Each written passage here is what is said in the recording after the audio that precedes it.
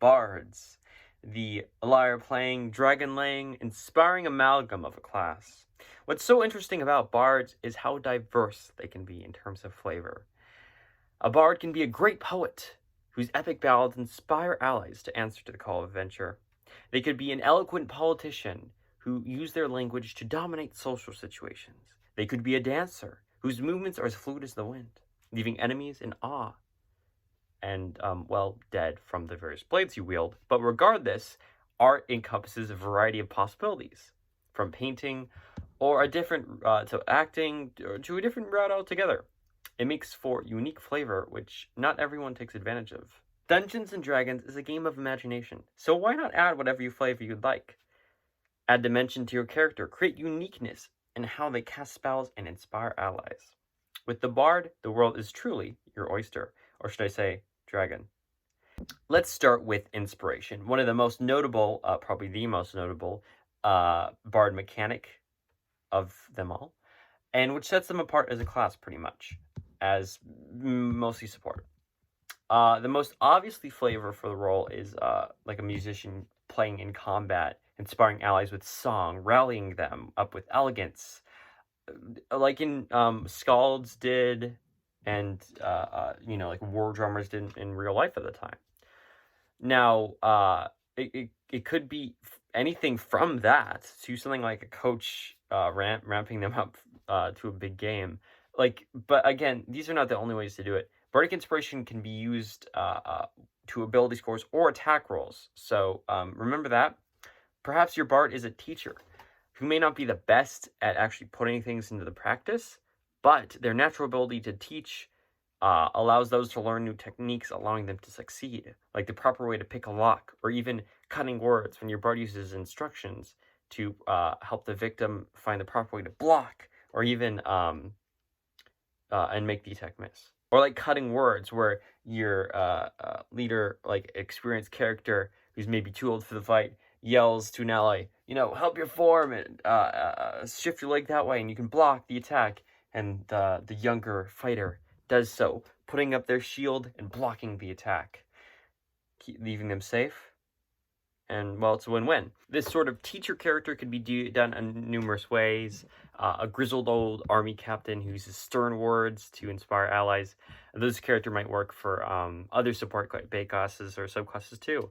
Like, we could see this character being like a purple dragon knight, also known as dragoon, I think. Regardless, that subclass, they could be a cheery cheerleader peppy type.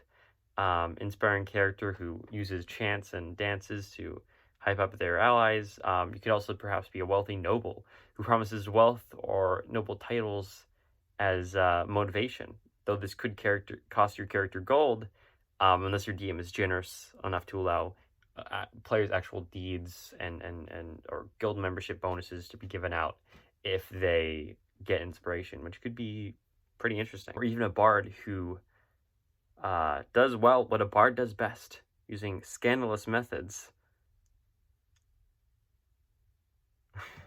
I could imagine a reluctant bard. It's like, I'll remove a piece of clothing every time you do well. It's like, you just took off one sock. Yeah, that's an article of clothing. I have a lot more clothes, you better get good at killing.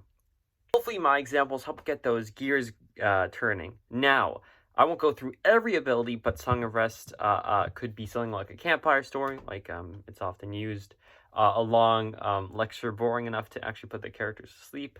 An actual healer who bandages their wounds during this short rest. Counter charm could be an inspiring speech about heroes and bravery to bolster spirits, sort of like a locker room speech.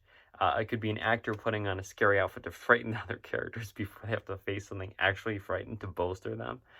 An intelligent explanation of the natural processes that the players mistake for something terrifying, and so on. Spellcasting is one of the mechanics that has the highest potential for flavor, especially for bards. I once had a poet bard who wrote short limericks for their verbal components. Other bards might use dancing for the somatic components. A painter bard might even have a art book is like a spell book of sorts. So this could also be good for a multi-class where you use magic to turn the paints into something real, like a illusion or conjuration, or use a conjurer who makes like little versions of them with origami, and then poof, they turn big. Spell school emphasis can get really interesting in terms of flavor. Or the verbal components of your spells can be insults. That's very typical for Bard. Even the ones buffing the allies. And finally, the subclasses. College of Law is one of your most basic Bard colleges. This can be your teacher, the more arcane Bard searching for knowledge, cutting words as blocking instructions or whatnot. You could be a master at words, literally using them to bolster and reduce performance with your wits. You can really do any type of Bard with this. It could be an actor with a skill for words and various talents for roles on the stage, because their lore subclass is so vanilla, you can color in so many ways. Eloquence too. It can be the silver-tongued noble, but it can also be the child so precious that everyone will work hard to protect them, as well as do what they say. Glamour, of course, can work with this sort of child character as well. College of Valor, your inspiring battle drummer type character. The veteran barking orders, a blade dancer. You can even do some type of warrior who's with their bardic artistic skills, or using motivational speeches and talking spells like motivational speech, just going with that type of playstyle, going full-fledged into flavor. I always love it when you can do that. A Bard doesn't have to adhere to being an artist, of course. You can find other ways to find a flavor of the mechanics that are non-bardic. That even, I think, makes for maybe more compelling character than otherwise. Glamour can be a haughty noble who gets others to do their work for them, that child character again. An introverted traveler who is cursed by fey magic, and now they can't catch a break and be alone because everyone wants to talk to them. A glamorous Gilroy Lockhart character who uses his deception to pretend that he's good at being a fighter, but he's actually a coward who gets others to do his work for him. College of Creation, by far the most artistic-oriented college. Like I said earlier, making your paintings into a reality. Maybe you're a mime who mimes an object into a space to make it real. I love that, just thinking about it. Maybe, again, you can use that conjuration influence, like the origami and things like that. Maybe you're an artist, actually just an artist because you followed your family's footsteps, but deep inside you want to play music. Swords Bard might be a bit more restrictive in terms of flavor, or maybe you lean outside of the realm of bardic influence. They can be a blade dancer, sure, but they can also be a swashbuckling pirate, but it's not restricted to melee attacks, so it can even be a James Bond type duelist who's great at killing and seduction. Again, Whispers is a bit more grounded in flavor. You can have sort of that almost rogue type character.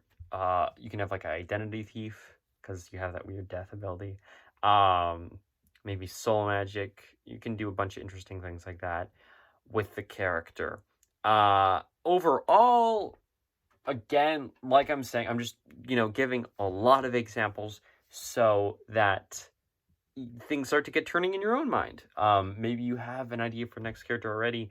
But either way, either now or in the future, I certainly suggest you putting flavor into that, even if it's just spells or little quirks in your class abilities. Flavor can be super fun to add, and it's not like it costs anything, except having more fun with your character. So I definitely suggest it. Also, I just love giving mechanical explanations for the abilities I have. But yes, I hope you enjoyed this video. This is Sean from Don't Take a Dungeon, signing off.